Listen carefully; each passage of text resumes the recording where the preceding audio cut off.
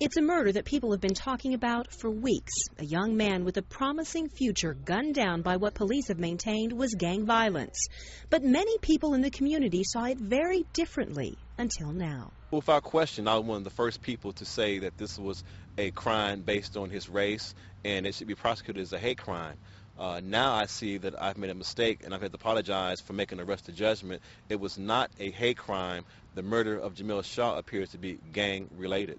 Najee goes into detail online about why he thinks this murder was gang-related. It's one of many blogs that you can find online, and they're all talking about the same thing. Was Jamiel gang-affiliated? There are pictures from MySpace pages in memory of Jamiel that appear to be part of the gang culture. I could be hang loose.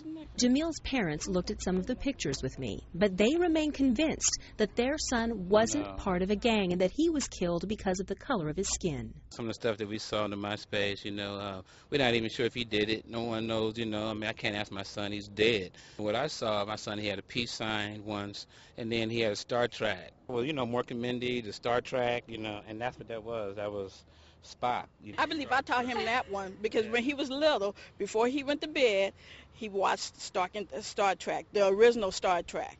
I would read him a story, we'll watch Star Trek, and then he'll go to bed. LAPD Chief of Detectives Charlie Beck wouldn't say if the pictures and trash talk online would be enough to characterize Jamiel as gang-affiliated.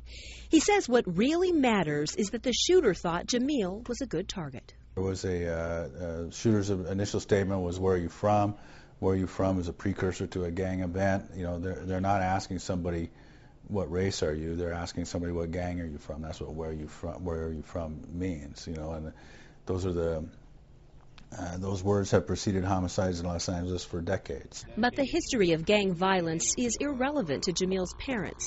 Right now, they want to keep the focus on their son's killer and justice.